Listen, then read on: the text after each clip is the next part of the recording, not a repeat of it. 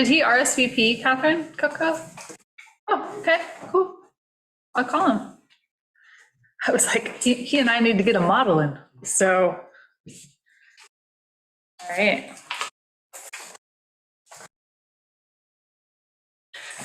Okay, it is 7:01 and I'm going to call this meeting of the Community Housing Board to order. We've got a full agenda. We may or may not get through all these items, but give it a whirl. All right, so minutes. The first item is to review and approve our June 8th minutes.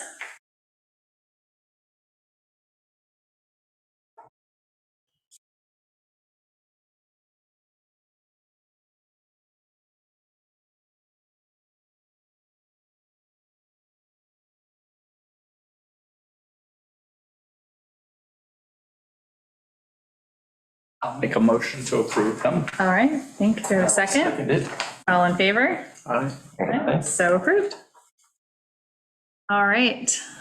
Fantastic. All right. We might do some of these out of order. Amber, do you have an update for us? Okay.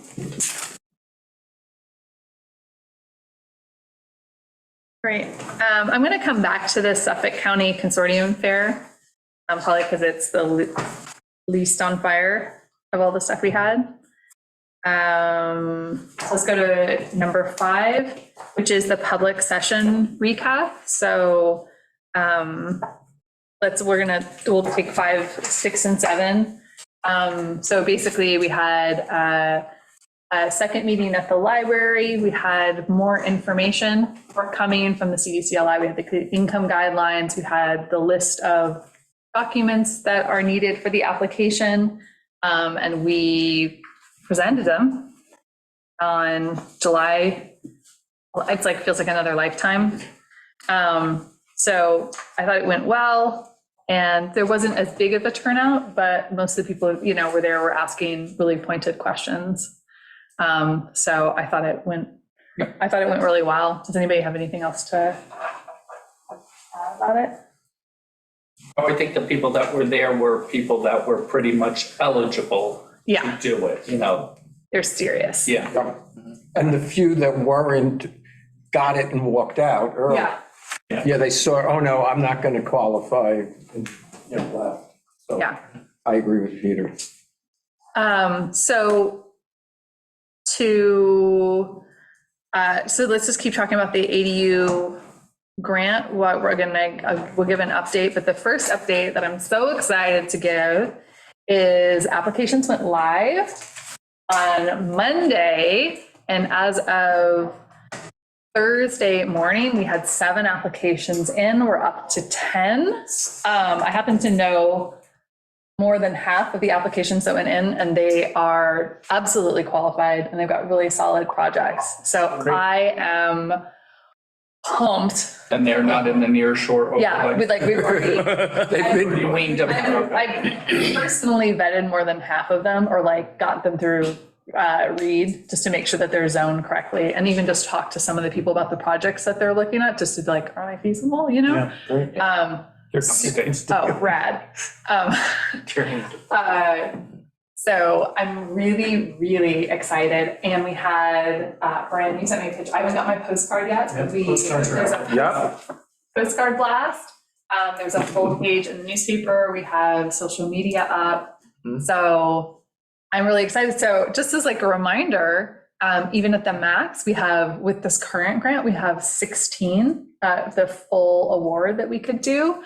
So I think with this money in, especially, and Gwen from CDCLI said that if we had a strong showing in the beginning, we could go back to New York State for more money. And I think if this is where we are week 1, I think we're in a really good position. So I'm excited. I also talked with her. We, as of Thursday, one of the things just in transparency is getting those, getting those applications completed. So I reached out to Gwen and Casey from CDCLI, and I was like, at first I was like, what do you mean they're not completed? And they're like, I was like, can we help? What can we do? And so their team is already working with the folks, reaching out to them. So for some reason they uploaded their pay stubs, but not their, tax return or something like that. Their team is already working with them to get those completed. Isn't there a checklist that CDC sends out? Okay, this is what we need. Yes, exactly. So for some reason, despite that, some people don't have all their documents in. Then So they shouldn't send it in. yeah, but if they're at least if they're getting in that initial information Yeah. and their contact information, CDC is working with them to get them completed. So they said that the people have been really responsive, and they were very optimistic about it. So that's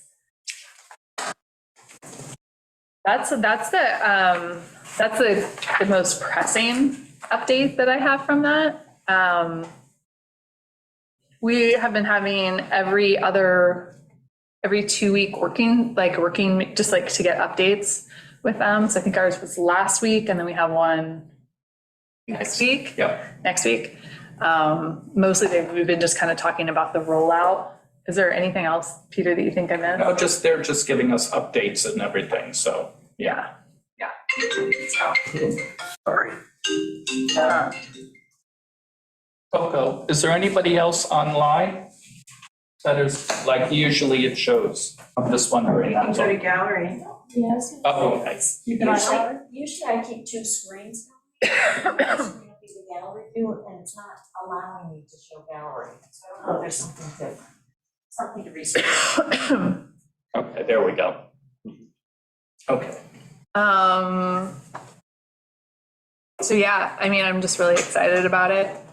I was also, So they'll just start approving those as they, okay, that's a great question. their batch. Yeah, so let's talk about like how it's gonna happen. So everybody that applies, and Peter, you tell me if I'm misremembering that, because I know you were on the call, is everybody that applies in July, they're gonna review all those applications together and then like kind of start sending out like approvals or we need more information in August. And then the next, I think it'll just depend on how many applications we get in each batch, right, is how big the batches will be. So they're just gonna do July together. So everybody that applies in July will get reviewed and get either approval or request for more information in August, with the hope that, and just as a reminder, that the state is looking for us to have 4 at least, just like approved or like really good candidates by September. Obviously with this many candidates in, we should easily, if we're 4 days in and we have this many, Good. then we're in good shape. Yeah. We're in good shape. Do we have any local approved builders signed up yet, or? You know what? We should ask them at our next meeting and come back to the group. I know she was working on that, and I didn't even think to, Yeah.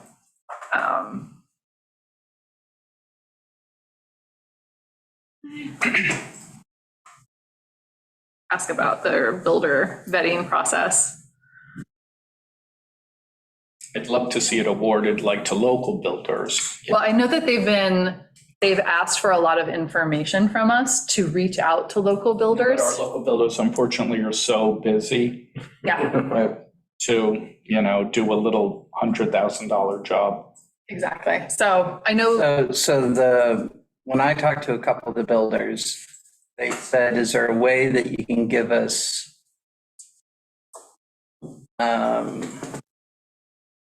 scale, right? Because to do all the work, to do one, Oh, right. you're not getting anything. If we can somehow figure out a way to assign a couple builders. Well, each ADU is different. No, I understand. And it's not our place to say, Mrs. Smith, you have to use No, him. correct. But it was, at least when I spoke with 2 of them, that was their concern, is that the dollar figure that they make on the project is going to be de minimis, but at the same time is the institutional knowledge you get. Hypothetically, if you could have 1 or 12, we're probably better off with one good one, because there's the institutional knowledge of the process for doing it, and it gives them enough scale that they can make some money off it. Well, again, they would put it out to bid, I would assume. Hey, Mrs. Jones, you want to do this? It's going to cost you $98,000. I think it would be something that we'd want to ask the CDCLI. I think that's their preference as well, to deal with just a couple builders who are really committed to the thing, you know, so it would give the builders the margin that they need and the economies of scale. And also CDCLI doesn't have to deal with like 12 different builders, you know, it's their preference as well. Was my They're going to be the ones that ultimately decide between these 3 builders. I think if you can keep it to 3 and you're talking about 16, then I think the numbers were 15 or 25,000 in sort of profit, which wasn't getting anybody terribly excited if they were. But it's a month. Unless it's a new build, it could take a month to do, you know? It could take a month to do, or they could do a brand new 4,000 square foot house. And there's only so many hours in a day. And that was, that was a consistent feedback. Anybody Again, talking to only 2 people. 4,000 square foot house is not going to get the $102,000 or $125,000 grant. No, but you're taking that builder's time away from that project to I see what you're saying. the ADU, and so maybe you make it up on volume by having 3 approved builders I think 30. I think that that's something, you know, actually, I mean, here's the thing. It would be good to ask them about builders, if we want to bring that up on the next call, since we can only have 3 people to make quorum. David, do you want to join the CDCLI call? I would be happy to. Okay, cool. Do you want to, you can tag in for me and you guys just update me? Or is You that? should be on it, you're the. I know, but there can only be 3 of us. There can only be 3. Someone want to? I've been delinquent. Perhaps I should join Do you wanna- these calls. Okay. Yeah. So let's add David and then we can work it on an email. Okay. Basically, if we get in there and there's 4 of us on, Yeah. one of us has to get off or else we're at quorum. Right. Cool? Okay. Even if you're merely a spectator, just Yeah. listening. Fair enough. Yeah. Okay. I will add you, David. I think that's some really good points it's next, just for your Wednesday at 10. Wednesday at 10, and I'll send you the Zoom link. 10 a.m. Yeah. Does that work? Sadly, yes, but it Okay. works because I'm in California. Oh. So I have to get up extra early. You don't have to turn on your video. Just like, okay. Cool. So that's like a important thing.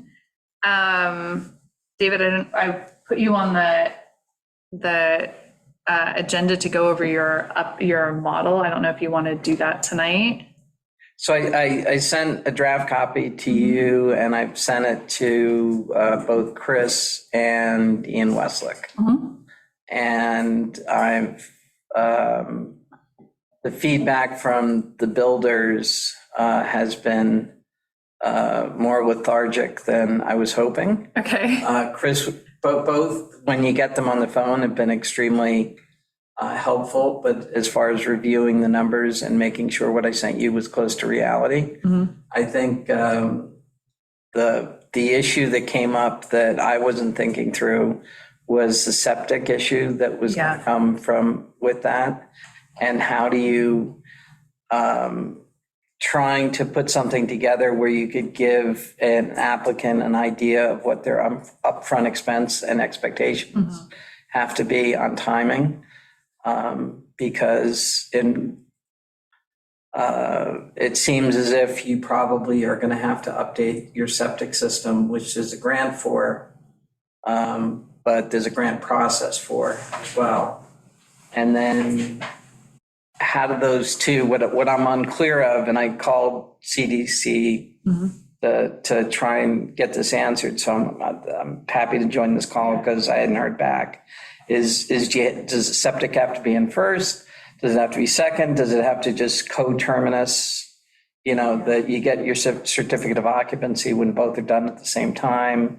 What's the difference in the grants? And will they give you the grant before, you know, am I going to go down the path of getting a grant for a septic system before I'm assured I've improved for a grant for the ADU?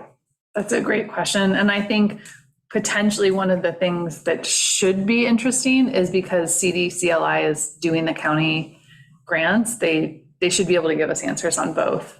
There's just one point on those septic grants. Now, it's been a number of years since I was involved in that, but when we were working on them, they could not, there was a clause in there that sort of made any kind of expansion ineligible for the grants. That's the town ones. The town ones, right? Yeah. Yes. Because it would promote development. It was seen as promoting development. Now they were talking about like, well, only giving a grant up to a certain amount and the homeowner pays the rest. But I think even that. I think our only real authority as an institution is to waive that, right? Is to waive certain zoning issues. Yeah, so, Including that. well, hold on. So we're actually talking about two different septic grant Right, sources. yeah, 'cause it would- So the town ones, I did kind of talk to James Eklund a little bit about Yeah. that. And unfortunately, as the code stands, Right. it is correct that our understanding is that we couldn't do a town, we couldn't use WQI money, Right. right? So that's out. Yeah. But there is county funds available, Mm-hmm. and that is administered by CDCLI that could be used. So I think that the WQI money is a no-go as things stand right now. But the county source, I think, is a potential interesting thing. And again, CDCLI administers that money for Right. Shelter Island already. So hopefully it'll be. What restrictions in the town code prohibit? It's not the town code, but the law that allowed money to be diverted from the 2% fund for green space, WQI, to be diverted, could not be allowed to, it could not be used to promote expansion, was the phrase within that. Yeah. And it was sort of concluded and sort of supported externally that if you were to, allow somebody to use these funds to build a bigger septic system, that would be, and allow them to put more bedrooms on the property, whether it's an ADU or expanding the house itself, that wasn't allowable because there was this promoting expansion.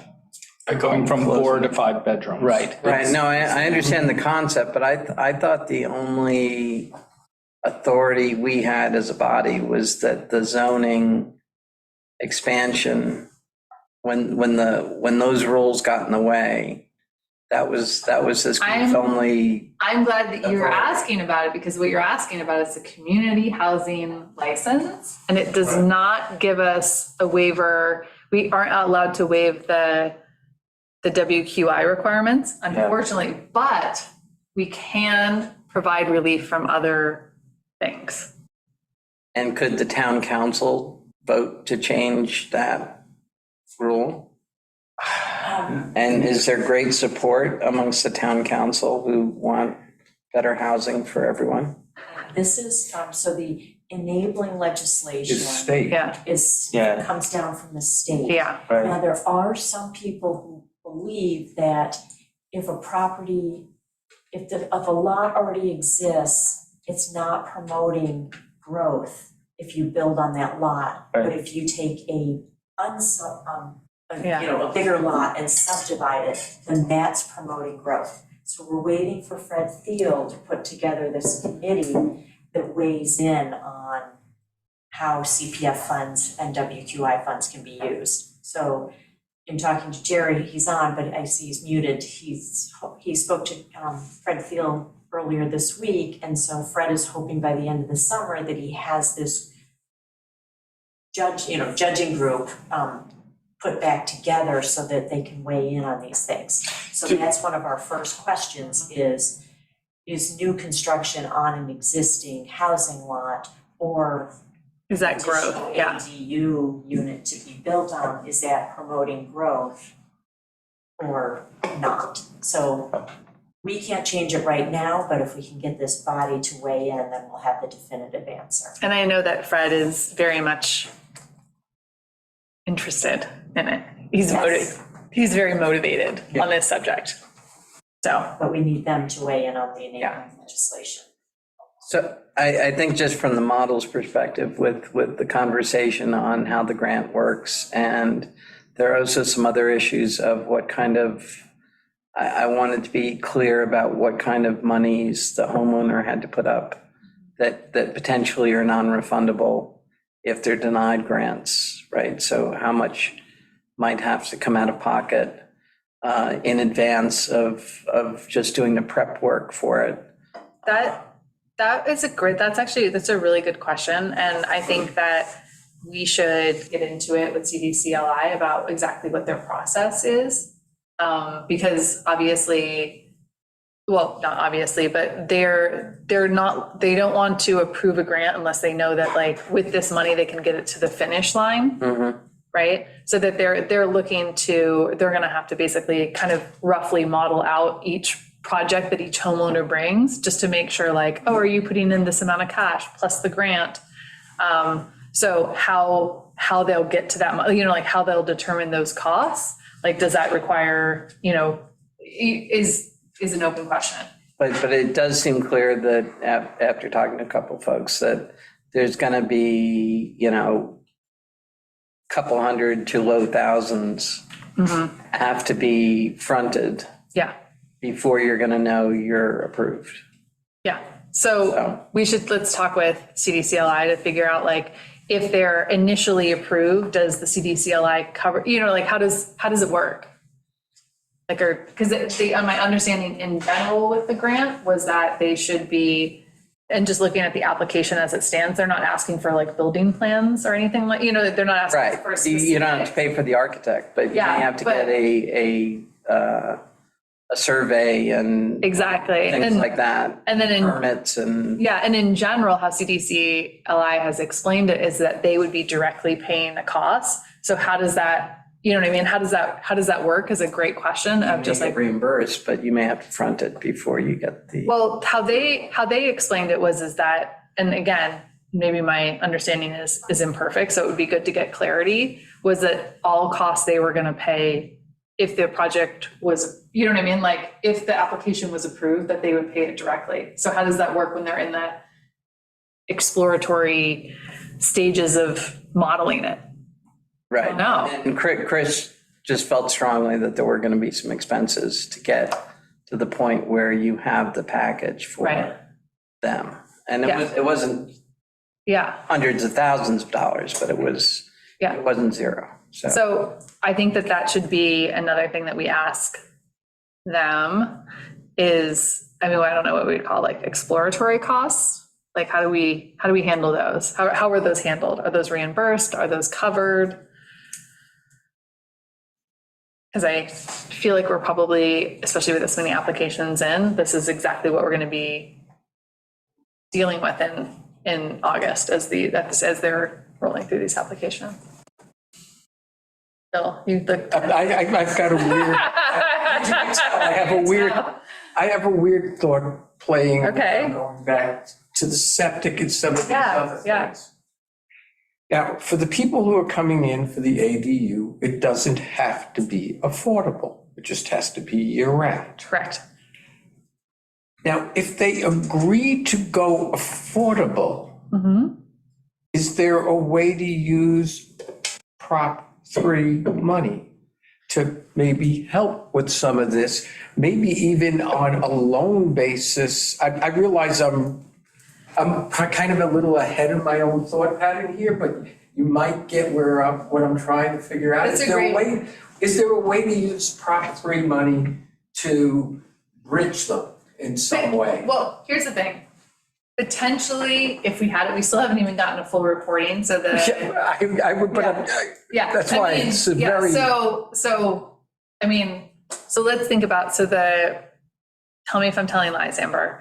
Prop 3, the monies started getting collected in April, so we don't have the report. I haven't seen the reporting back for the fund yet. I mean, I don't know if you've seen it. I don't think we've gotten anything yet. Yeah. Because it was effective, I think it was April 1st. Okay, that's what I thought That too. meant anything that was, I think, scheduled to be closed before April 1st didn't have, The 0.5%. I think. That's Yeah. correct. Yeah, So then, that's my understanding so too. that it would only be things that were starting to close in like May and June, and we always have a lag, so I don't know how much. Yeah, and what I can also do is I can kind of follow up on the accounting, but I don't think that there's much money there No, I to do anything, but technically it could be something, I don't know if it's gonna help us in the short term. Yeah.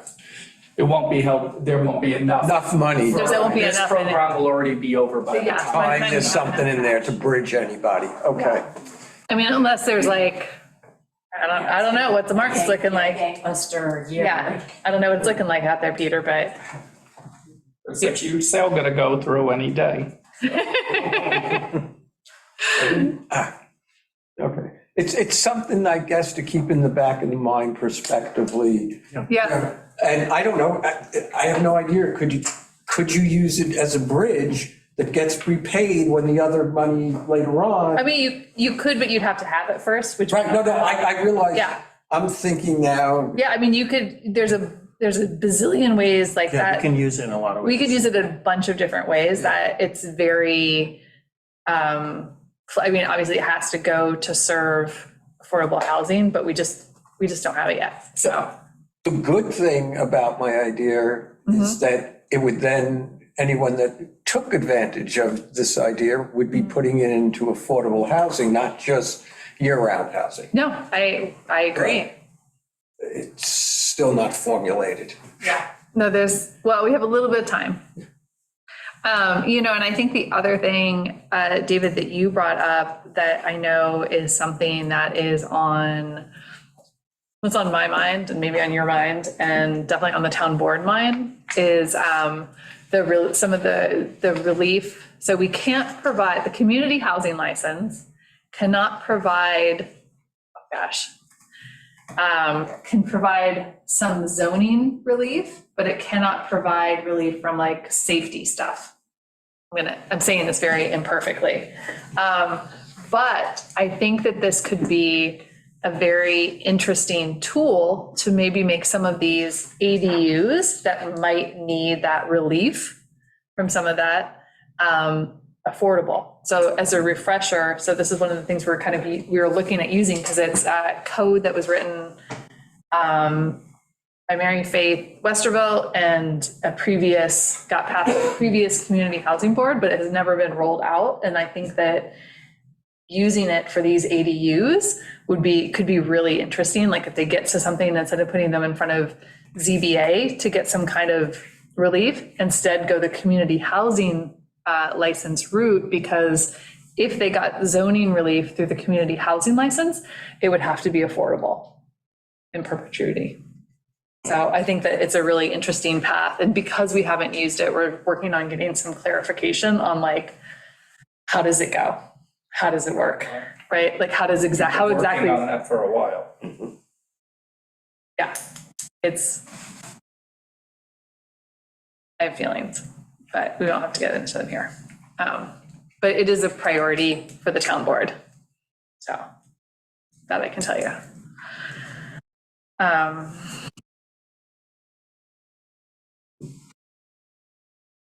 All I can say is just finishing on the model. Oh, yeah, of I can get it out to the group as a whole once I bug people enough Okay, to get that input.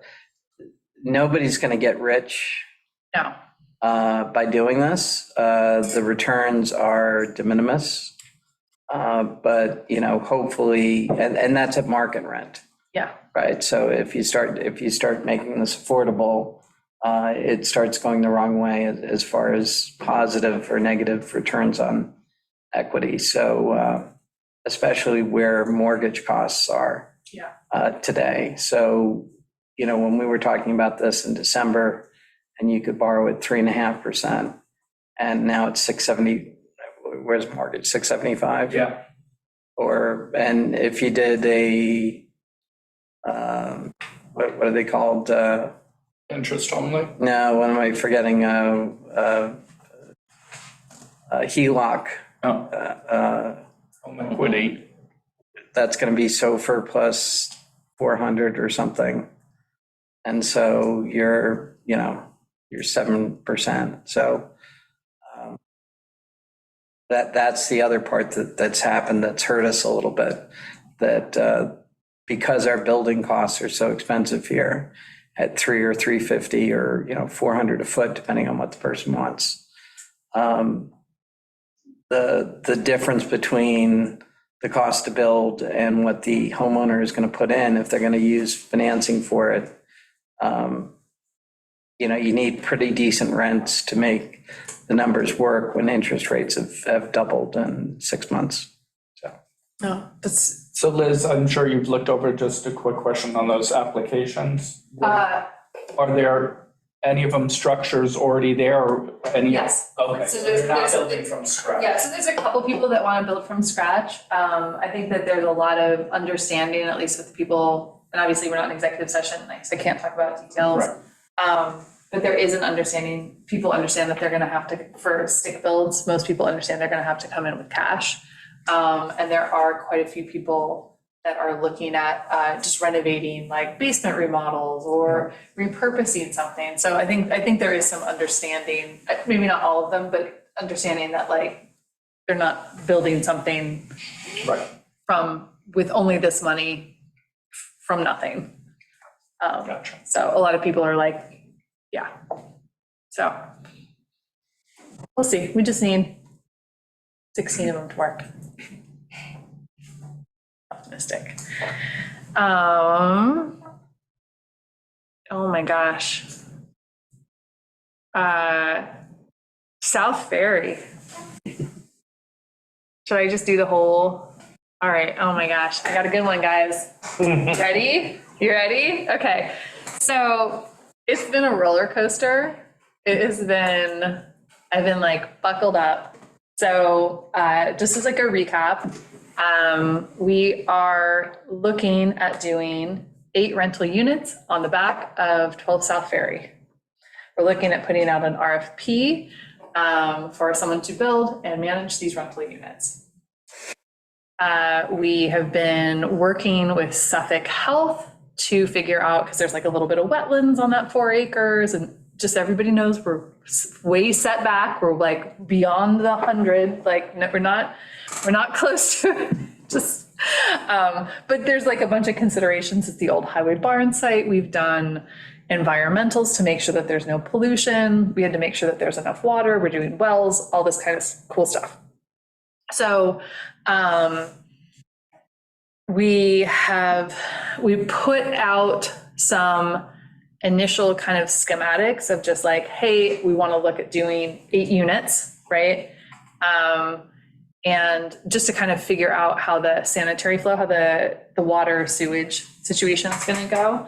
And basically what Matt Sherman came back, he's the one who did the initial submission for the town and said, hey, Suffolk Health came back and said, like as of right, we can do 6 probably 1 units. So this is all based around sanitary flow, right?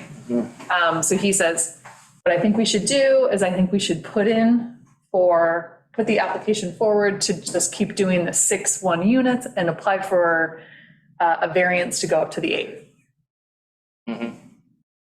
So it's 6 bungalows, kind of 6 one-bedroom units? yes. single story. I think it's, they would probably, the design could be different, But what we're They really. don't care about the design. They don't care about the design. All they care about square footage, how many people, how many bedrooms. So that's all we're negotiating here with Suffolk Health, right? So our hope is that we're going to put this out for an RFP, and some builder developer is going to excite us with all their beautiful designs of, is So it going to they be a want bungalow? 6 bedrooms total.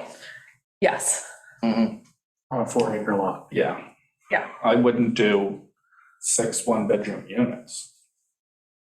Well, okay, so we were talking about that the math, and there's more modeling in the future. So that we're talking about the lower your unit numbers are, right? The lower your unit numbers are, the less the project starts to make sense, right? Just because there's just not enough rents. So we started kind of talking about it, and I was like, you know what, let's just be real. At 8 units, the thing barely pencils out. At 6, I mean, that is like, is the math impossible at that point, right? You know, like it just like, do you lose your economies of scale? So then we kind of started talking more. And so again, 6, you know, I do think that they're, you know, looking at our registry of people who have expressed interest in just like kind of what we know about the housing needs in our community. I think that there are probably folks who need 1 bedrooms, but we also know that there's a bigger need for 2 bedrooms, right? But if the choice, you know, I guess for me, if the choice is 6 one-bedroom units or nothing, I'm going to go with. Could you build, because what we're doing when I'm in California, Yeah. so we're creating a company that does build for rent housing and sort of horizontal apartment thought. And so they have a standard design where it's a bungalow, 1-story, very cheap to put up. And then you can have a door here and a door there if it's a 2-unit, Yeah. right, with a shared wall. Right. Or you turn it into a 2-bedroom by just taking out the shared wall. And so you're using the same design things. And then from a construction standpoint, they use a design where it's designed for rental. Mhm. So the utilities and hot water heaters and things like that are available through access panels on the outside of the house. So Cool. you don't need, it lowers the maintenance cost because you don't need people to go into the home to do it. And it gives you a little bit of flexibility to The bedroom count. change the bedroom, go from 1 to 2 bedroom without doing anything. I'm not saying these are the most beautiful things in the world, they're not, but it's a very efficient way of doing it. And it creates a higher density and it's built for rent. And so, you know, the one thing that the local builders here have is they have a build for sale mentality, which means they want it to look nice. But that often means that after the warranty falls off, things start breaking. If we're going to have these things as build for hold and rent, do you go with higher end flooring? Do you use different materials on the walls so that your re-tenanting, renew, relet costs are lower? What is the design thought behind this so that you can maximize Yeah. return? So yes, also hold that thought. Just hold it, because so yes, I Hey, think Liz, that Liz, excuse me 1 second. yeah. I was under the impression, talking with Matt, that we can do 6 units similar to what Binder did. Then they could be up to 2 bedrooms each. That was not my understanding from Matt. But I wanted. That would be great. Can I finish my thought though? Because there's the other piece of it that I want to talk about with the bundling. So one of the other things that came up and that has been discussed is yes, obviously there should be efficiencies of design. Our hope is, just to kind of quickly address what you're saying, is our hope is that by putting it out for RFP for someone who would build and then also manage it, that they would, and that's like some of the things that we would build into the RFP of kind of those kinds of considerations of thinking about that these should be designed to rent. These are going to be long-term rentals. We need to build in those efficiencies and think like that. But just kind of in talking about the economies of scale, 6 units is hard, right? It's hard to attract a developer for that small amount. So one of the things that came up as so basically Matt Sherman and I had to kind of go with this update, to give this update to the board. So we're talking about it. And one of the other ideas that we were talking about was just unit count, right? And so this is something that has come up before in our discussion, was bundling some projects. So potentially thinking about, we have the North Ferry site, we also have Manwaring, and we, as of right, could put 2 2-bedroom units on each of them, which now, even if you're at 6 1-bedrooms, you could have 4 2-bedrooms, and now you're at 10. And now 10 starts to make sense, right? You could also set it up. We were talking about, in such a case, should we ever get public water, we could go for higher density. So you would potentially have these designed, so should that day come, you could also put more units on them. But I think it's a very interesting idea to just go for it. Yeah. Go for 10. I think it makes it And apply for the variance for the. Yes, ferry. yeah, so then you're gonna at least get in with 10, and you might get 12, which also, I would argue, aligns with our community housing plan that we talked about, between 10 and 15 units. So we would have, you know what I mean? Like, we would have something concrete. I thought it was super exciting. It does change the parameters, potential parameters of the RFP. One more fun, crazy thing, if we had it at 10, we got this like super bizarre last minute call today from the county there is some money for affordable housing grants this is just like, they were just like reaching out to all the East End towns of just like, oh, there's this thing, and if you do the affordable units, there's this money available. And they just happened to say, oh, it's for projects with 10 or more units. And I was like, no way. I'm so glad I canceled my client call for this one. So I just got the application today, but it was really interesting. So we were talking with her, and I emailed a little bit with Stephanie from the county a little bit later.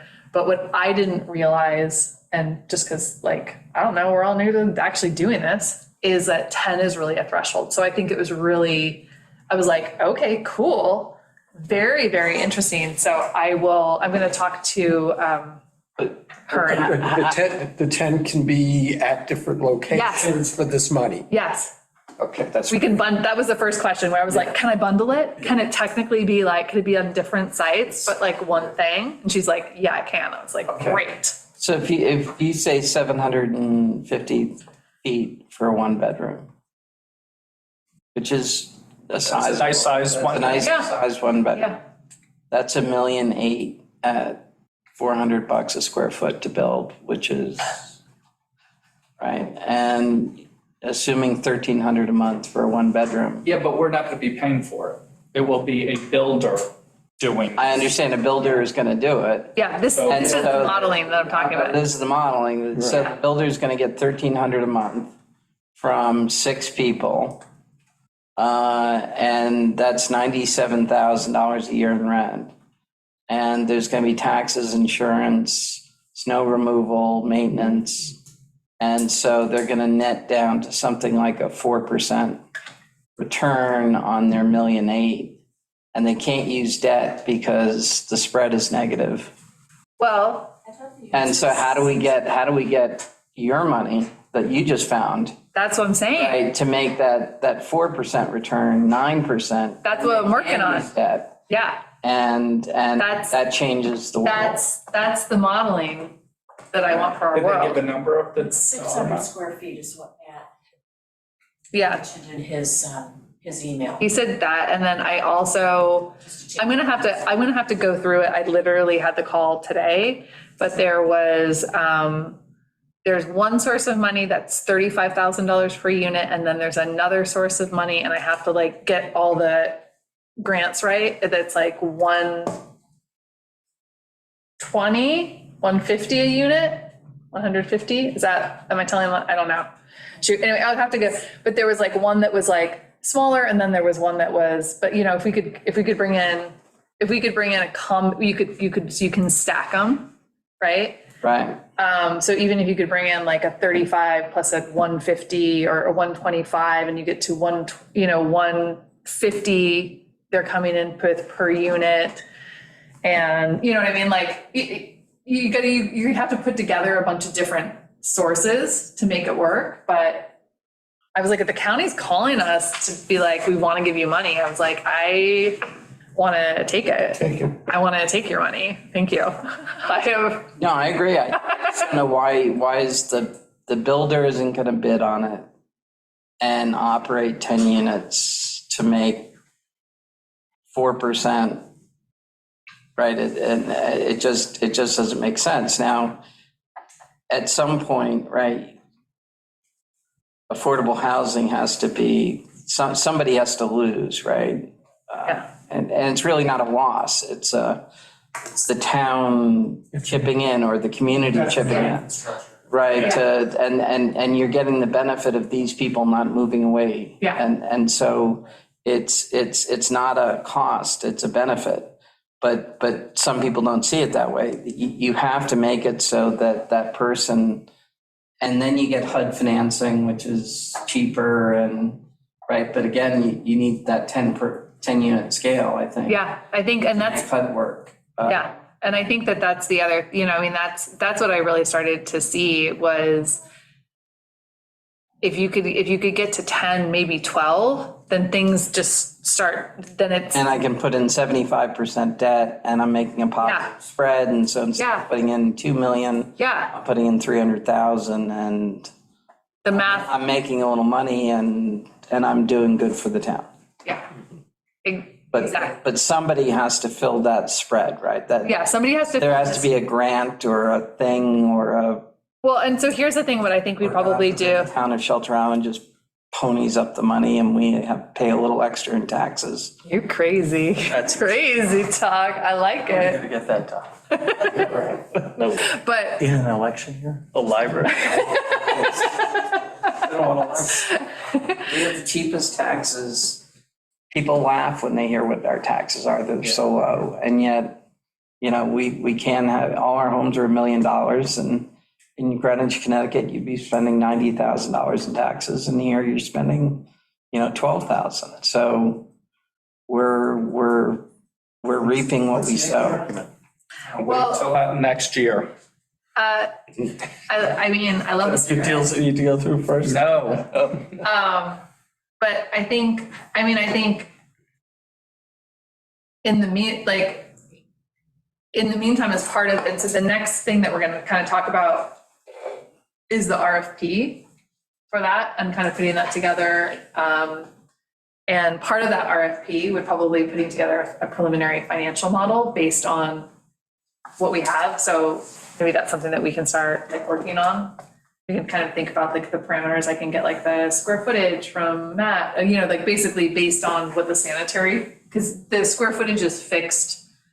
I think the square footage is fixed with I'll get the details from Matt. He knows the stuff. Is there any benefit of, if you have 6 units or 8 units hopefully on one site, can you get a more efficient septic system at a lower cost? Because Like they all go into one. exactly. Yeah, Yeah, I would think so. That's, yeah, you can. So there may be some savings. Yeah, Okay. exactly. And, again, it depends on, The other thing is with these ones in the, potentially, if you're gonna bundle the 2 on Manwaring, you're gonna bundle 2 on North Ferry. As we're kind of, eventually, the central water situation, it could get connected in. So you could have some potential, maybe not in the beginning, but eventually you could get some savings because those would be town property, so they would need to be connected. So David, we should talk about a model for that, just like a preliminary one, and just kind of figuring out. So the model's easy, you know. Yeah. Do you want it more or less complex than what I sent you on? Oh, well, I was thinking, so for the 80, I was thinking to do a model for the RFP. No, I understand. Yeah. I'm just saying how complicated. Not complicated. Like, do you want a 15 line item cost, or do you want to say it's $400 a foot, I want to say it's $400. 600 feet? Yeah, what we basically want to be able to do is go to a builder or developer and just be like, this is what we think we can get from the county, like, just be like, prove that it's somewhat even cash neutral a little bit, you know, like it's a 4% return. This is our best guess. Obviously, they're going to proof their own numbers. Right. But they did like one of the recommendations was this, there was like at least a preliminary model. So one line item, 400, you know, is sufficient to throw into the RFP. We have a model right now that has 1,250 homes in it. I can just take the 1,250 down to 1. Perfect. And we're already done, Okay, great, perfect. so. All right, excellent. California apparently is ahead of us in affordable housing. Yeah. So anyway, I mean, I'm kind of excited. And so, but the other thing that this means, especially with potentially with this, well, the other thing that's no secret is that this current board is very committed to affordable housing, and they would like to see this go team go. So we've been talking in the last day or two to try to regain momentum on the RFP. And there's a lot of buy-in from the town board. And so Fran and Bill and Peter will I'll give you kind of we'll do an update on email about we're going to be meeting. We're going to go, we have the words are just totally. We're gonna meet with Stephen on Wednesday. Wednesday at 4. Yeah, Wednesday at 4. We weren't able to meet with him this week, but we talked a little bit, and we are starting to, kind of put together our checklist and try to figure out how we can help Yeah. write the RFP and, what the parameters and. Yeah. So I think it'll be Yeah, so interesting. You sent it out, and I think that there'll be like the model. I also talked to Matt Sherman today. So, we'll probably I'll send that out so he can start getting the engineering together. great, yeah. And so basically my thought is, our hope is that we can really start putting these pieces together. You shared the checklist It's in with, the email. no, with Matt? That would, I think that would just be a No, I know. smell test kind of thing. Yeah, To I mean, see I if there's literally had a anything else. conversation with him at 2, and Okay. unfortunately I do have a job, so I have not had a conversation. I know it's crazy. I know it's crazy. I know. My staff doesn't think I have a job, but there it is.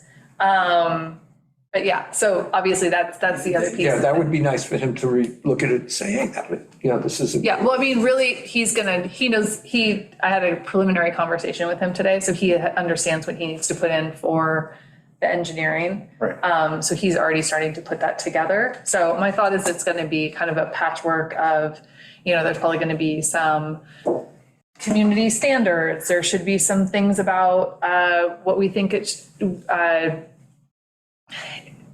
building for rentals, what things are important to us, how we think it should be managed. Do we have guidelines around rent? Is that going to be driven by the county funding? How do we want it to look?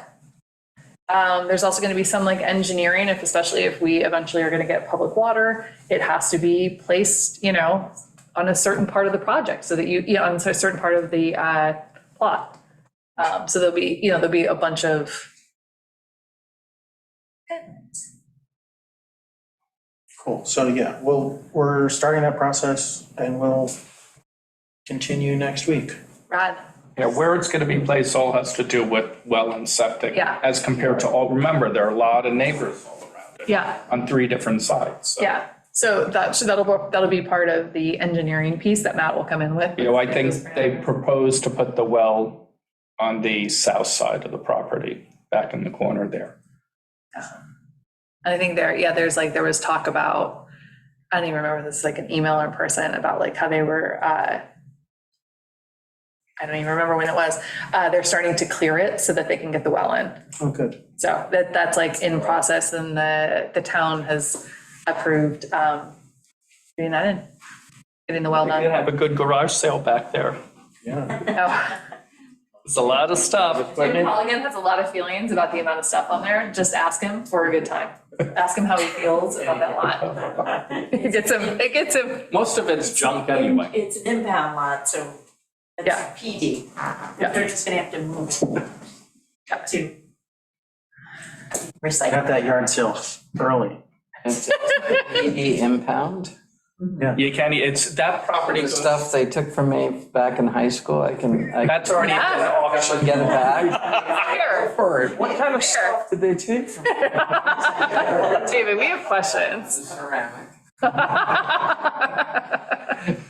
It's art, really. Made it in chalk. One last question before we leave. Oh, yeah. Your connections in California, would you have any access to, because we're amateurs, to maybe some draft RFPs that they've issued for this type of? Renderings. Yeah. I have access to renderings and some other things. The RFP, the group I'm working for, they're already past that stage. So they finance builders who are putting up high density, it's not low income per se. It's designed for lower income people. But it's not restricted on rental, but it's these little 1,600 square feet. It's 8 on this side, 8 on that. And then there's one that far away. But I do think what's interesting is the design elements that, if you think about it, when you order, especially if you start going to 10, if you order 10 refrigerators, you start getting discounts. Yeah. And 10 roofs, and are they the same kind of roofing materials? And so you can bulk get you discounts that I think that maybe we should be thinking about. And then from an operating perspective, there's certainly design elements that can make it cheaper and more efficient over the long term, because if you use crappy paint, when you buy it, you don't know it, but if the person moves out, if this is going to be an 18-month move out cycle, we're going to have to repaint, recarpet. Yep. So do we want to even have carpeting in it, or do we want hardwood on everything? And make sure that it costs a little more upfront, but we're not replacing it, and your CapEx numbers go down over time. So I think it's those kind of thoughts that I can have these guys sort of put in a memo and maybe share with this group. That would be good. Even building them, Any additional intelligence is helpful. even building them on slabs would save a tremendous amount of money. Yeah. And keeping them single story. Once you put that second story on, it gets more expensive. You need stairs. Yeah. And room for And stairs. bigger, girders and. Right. Yeah, no, I mean, it's like all those kinds of things. I think, to your point, Bill, like, I wonder the checklist, if you haven't seen the checklist that Fran found, it's a gem. Yeah, it's from It's like- Massachusetts. It's It's really like good. it's really helpful way to think about it. But, maybe what we could also do is, we had that one, I know the RFP that I sent over from East Hampton, but we could potentially reach out to, just like our neighboring communities to see what RFPs they've put out that they like the results. You know what I mean? And I think instead of just asking for any, just be like, what RFPs got you like project, like developments that you were like excited about that like. Did you get in touch with East Hampton? Oh, I changed my mind totally after we had the conversation on the RFI. Okay. To me, after we had the conversation, it seemed like all it was another Yeah, another step. Yeah. another step that we didn't need. Okay.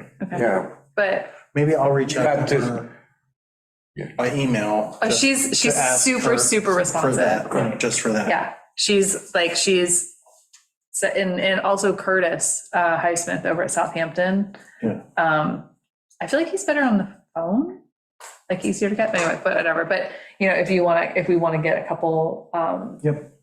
examples, they're really helpful. What about amenities for, we talked about Yeah. building, but then you're gonna have parking and you're gonna have 8 families hopefully living next to each other. And is there a playground? Is there a basketball court? I have so many feelings about, so the tricky part with this lot, let's just put it out there. It's 4 acres, right? And the Space. And at the front of it is where the Historical Society does their parking. Where the what The society? Historical Society parking, if you've ever gone to the, Like the Saturday farmers market. Right, that's town property. That's the site we're talking about. That's part of that So you lot. have the parking lot, a wetland, and then it's way behind that. okay, right. Okay. Yeah, so you drive back there could, someday, you can drive back there. you can find your ceramics. They're back there, maybe. Up the mag. Piles and piles of ceramics back there. Mountain. But there is, and so that is actually a great, because of how these buildings we would want them situated on the land, because we would want to keep the door open for Expansion. and doubling the density should we get public water in that space. There will be a lot of space on those properties to potentially do parking or a garden or a playground or, whatever. So there will be space for amenities, especially for this first go round. Let's get them built in first. Yeah. Yeah, but there could be some cool stuff.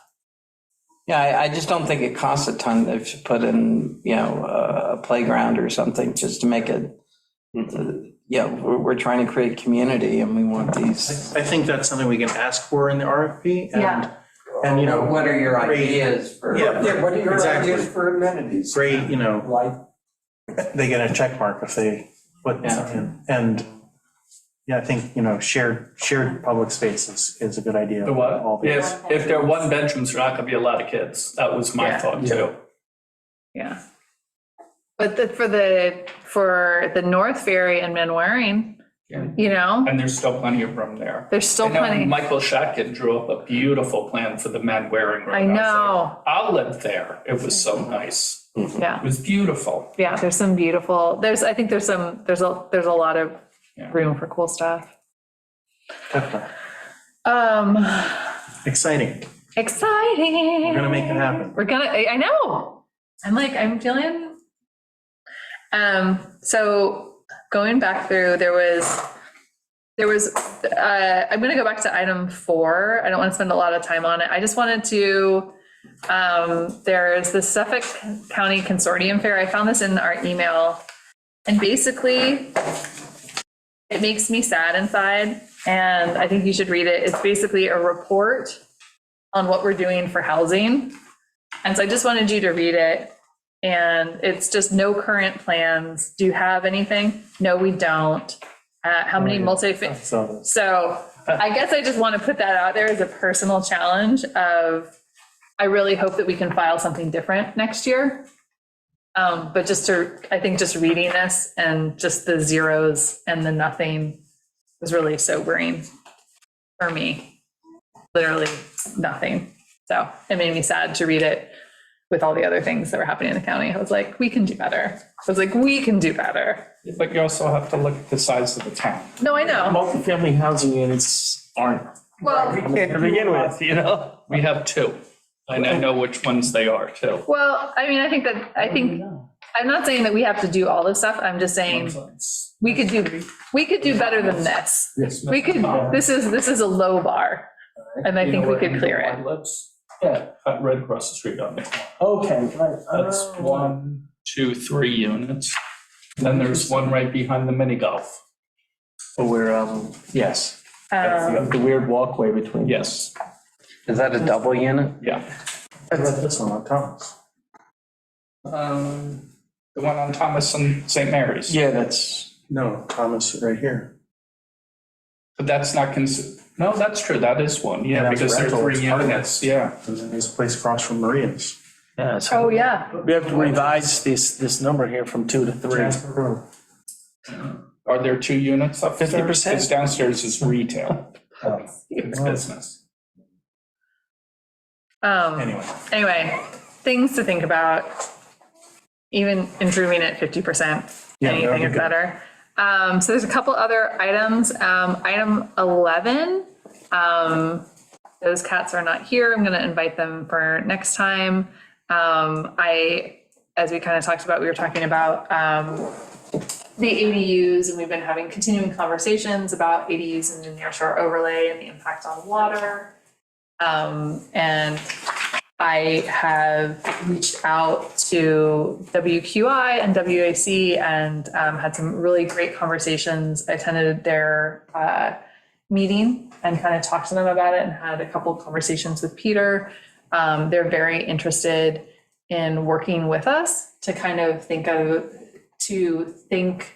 to work on some joint zoning recommendations that would both further water quality and community housing. So they will be, I think they have a pretty busy summer schedule, but they'll be joining. We also have a busy summer schedule, but they will be working with us through the fall to kind of work on some zoning recommendations. And I'm really excited about that. So they've got some like really crazy cool ideas too. So that was neat. They're like, we could, anyway, I'll let Peter dream his dreams for you, that further housing and water. But I think that there could be some really cool stuff there. Isn't the near shore overlay where most of the ADUs already are? And they're just illegal, right? No.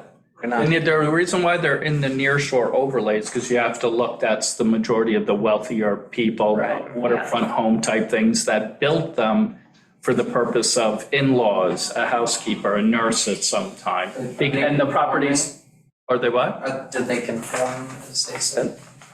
They're all empty because the people don't want to rent them. They don't. It's for mother-in-law or somebody comes But in. it's not like these are sort of, Are they conforming if the mother-in-law does come in? Is there a kitchen in them and? Usually So- kitchenettes, they'll have a refrigerator, cooktop, saying you can have everything but an oven. Yeah, Everything but that. everything but an oven for But you can fun. you can bring a tabletop oven, like a, Yeah. If you want a good time, watch the planning board Tuesday meeting about a sleeping quarters in the nearshore overlay. If you would like see a lot of people having a lot. Well, I just think it's interesting because in Palm Beach, there's a fight amongst homeowners, and I guess there's crime in Palm Beach, about getting cops to live in your house, right? We'll provide free housing for the police, right, to live there year round. And so now we're talking about 100 and, a little bit bigger homes and maybe a little bit more crime. But I'm just wondering if some of these people wouldn't want to say, okay, Officer Smith lives in my ADU, and that, maybe Well- what we have to do is drive up the crime rate. Step one, go to the impound lot. Get whatever's there. Step two.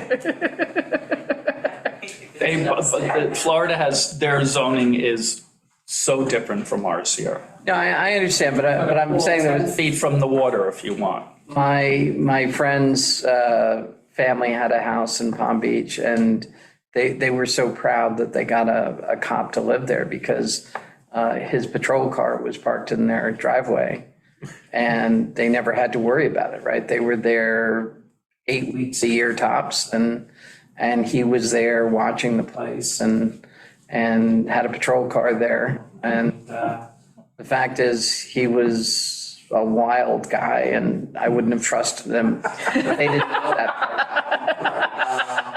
And they felt good about it, but there was an active, fight for it. And so if you think of here, I know there's not people desperate for the rent, but I think that there are people in the nearshore overlay, and that's one of the things that has come up. And that was one of the reasons why the discussion came up is with this ADU program. So many people came forward and they wanted to help. They're like, I want to do community housing, right? Like, and they're like, and I was like, you're in the nearshore overlay, like you can't. But, right, so can we get, I know we're going to old business. Can we get the zoning commission to say, yes, that oven can go in there as long as it's to a fireman, a teacher? So how we would need to do it. So were you here when I did all my drawings? Were you here for my drawings? I think I missed you. Okay, wait, yeah, you would know I'm a terrible drawer. You would remember. Come on. It was like a whole moment. But one of the things that we considered, which is kind of how we ended up having these conversations with the water boards. That's it. Be careful Exactly. there. I was like, I'm just gonna move Be on. careful there. Was one of the initial thoughts, and I know I have strong feelings about it, and some of the members of the board feel strongly about it too, was to change the wording of the community housing license to provide relief to allow for community housing only, since everybody gets fired up about it, in the nearshore overlay. To basically let that, to take out one line in the community housing license, so that you could do an ADU only for community housing in the nearshore overlay. And so that is what we're in the middle of working towards. Okay. Yeah. Terrific. So, but some of the stuff that came up was like, well, what about the water and da da da da. So that's why we're talking with the water folks to just be like, well, what about the water? What should go with that if we were to consider it? Well, the building's already there. You're just saying grandma's not in it. And so it's potential that she could be there. We're just. And you have to look, let's say they have Firemen in there. a 4-bedroom house and they have a ADU on the property, but they only have 2 kids, so they have 4 people. They could potentially have 8 people in the house, but they only have 4 souls. Mm-hmm. But they could have 8 in the main house. What's the difference if they have 1 or 2 more in the ADU? Mm-hmm. And if you look at it, those people in the ADU are going to be working all day anyway, because they're working class people, Yeah. so. The whole idea is because it's for community housing. So I think that there's, Who would police that? Right. You know, I mean, and then it sells and then you've set a precedent, they can have 8 people on the property and then. well, but this is what we have to work out. I mean, this is, They would have it under a special community housing yeah, license. which that has to would be go away. renewed every year. Right, so if they sold, that would go away. It would be Yeah, you have to illegal. reapply. And that's why it's so important to, I think, like, how do we use this tool that this past board gave us? How do we use this community housing? How do we understand what we need? And if there's water concerns, then how do we put that in? I don't think anybody on this board or on the town board is interested in doing ADUs to the detriment of the aquifer. Like, nope. So if we need to understand what this tool is and then also add something in so that we're protecting the aquifer, then I don't understand why we shouldn't do it.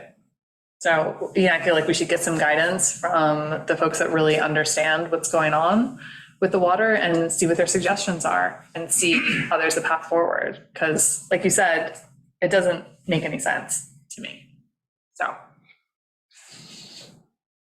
I've now absolutely forgotten what the Midway Road property is. That was a house that was sold, and I think Jerry knows a lot about that, Okay. or Amber. Yeah, I was gonna say, does Jerry want to talk first? Yeah. Are you there, Jerry? Yeah, what was the question? 10, or not 10. Midway Road property. Yeah, the Midway Road is the Charlie Murray House. I think what we're gonna do is we're gonna discuss it next week at Tuesday's work session.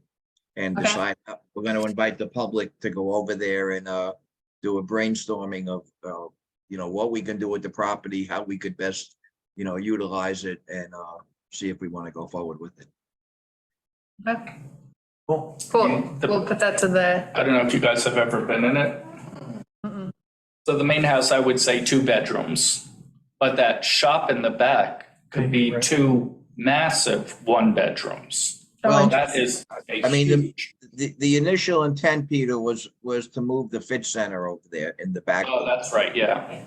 Because the school has been asking us for a number of years now to relocate the Fit Center because the insurance carrier is not crazy about it being there. So That would was make the- a great fit center. Yeah, and it's quite a big piece of land that goes from 2 Midway acres. all the way to the tot lot. And we maintain the tot lot, so we try to work out a deal where we would take over, take that officially and then maybe move the tot lot and then have road frontage there. And so it's something, it's very rare that the town has the ability to, buy some land that they can actually use. So we'd like to get, people, show it to the people and ask them, give us some ideas of if they think it's worthwhile and what, how if we could best use it. cool. Well, I'll put it on the agenda for August and we can see, maybe Rad to get an update. So review the Shelter Island housing forums. We had 2 more folks put in an application of interest. One of the things we were talking about before this meeting was we need to get some language from our council to respond to folks, because just as a reminder, we have community housing interest forms. We've been using those forms for 2 purposes. 1, to just kind of understand what the need is. And then 2, hopefully when we have stuff to share, be able to have those contact information for those folks, so we can just kind of invite them to apply. One of the things that, has really come up logistically is I think there's some confusion around what it is. So it's kind of put a lot of pressure on Coco and the administrative staff here, because basically when folks put that in, they're just like, okay, well, when do I get my apartment? Right? So that's a lot of, those are some tough calls. I think once people see them and the reporter and Gazette go in and see, Yeah. oh, they're actually being built, we're gonna get an influx. Yes. Yeah, and so Application. so one of the things that Coco has asked for, and that I will take up a renewed request, is to have basically, we realize that we have to put together some actually legal language to respond to it, to just say like, hey, thanks so much for sending this in, and outline, be like, when we have units available, this is the process, and outline it, which is why we are gonna need our council's help to at least give, well, we don't have to go all the way into it, but we have to Got to be give, very careful on putting forth the process this early. well, understood, which is why Coco and I don't want to do it. Right. Right? So we're not gonna write the email, so we need our council's help to do it, Yes. because, Yeah. so, but we do need to respond with something, but, They date stamped Coco, like, so the Yeah. first one came on this date. yeah, exactly. And so, just so we have like kind of a casual understanding of it, how we would use it, like if we had, let's say some of our ADUs used a community housing license and needed to be rented to the community, what we would do is we would send a blast, like an email blast out to the list, hey, there's a unit available, would you like to apply? Right, and then there would be an application process. Is there a best practices that approach to, is it the first one in? Is it This is, lottery? This is so fraught. well, hold on, so this is exactly why we have to have. Legal a law- side. No, I to understand. write it. But there is some guidance around it, but the other thing to understand, so there's like kind of one process that would happen if it was a town-owned or managed property. And then there's another process if somebody, and we've had in the past, a private homeowner come and say, I would like to offer affordable rent. And we can just say, this is, that landlord can pick, but we could just say, hey, there's this available. And then as a private landlord, they would, they would just say, you can apply and this is who you talk to. And then it's for the private landlord to decide. So that's not governed by this set. And obviously we don't have any town units to go through this process, but But once you have South Ferry done and you have That's- 80 people applying for 6 homes. David, I am, Right, no, I Yeah. get it. Yeah. I'm just wondering, we're not the first people to. No, There- not the first There's town. gotta be a best practice. no, and there is best practice. There's been a lot of discussion around with the town attorneys on the East End around a lot of the kind of sticky wickets around this. So, but we just need to get some at least very preliminary response language out to folks, just so that they have at least like a rough outline of like what's going Have on. there been any applications of people living off the island yet that have come in for affordable housing? Nicole's nodding yes. For interest for? Yes. Correct, I would Yeah. say. Yeah, State, interesting. yeah. But anybody can put in an interest form. Yeah. About how many do you have right now on the interest form? Probably 40, 42, Yeah. A lot, like a few out of states or just one? just a The good couple. news is we have 0. But this is not Shelter Island, San Diego, California. Can't be litigated In against fact, that. we're going negative. This house next door, I know, I'm very aware. Yes, Um, I learned the hard way. so, that was a long drive.